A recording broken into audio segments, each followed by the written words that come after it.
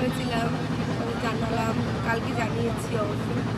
আমরা রওনা দিয়েছিলাম কালকে বলতে থেকে সিমলায় যাওয়ার উদ্দেশ্যে। এখন আমরা রয়েছি ইউপিতে আছি।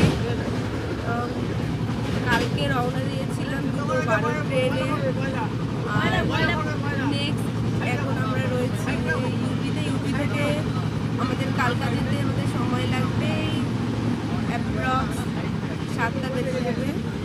তারপর সেখান থেকে 12টা ট্রেন, টয় ট্রেন, সেখান থেকে আমরা যাব সিমলায় এবং সিমলা হোটেলে পৌঁছাতে প্রবাবলি এই ধরো বিকেল হয়ে যাবে।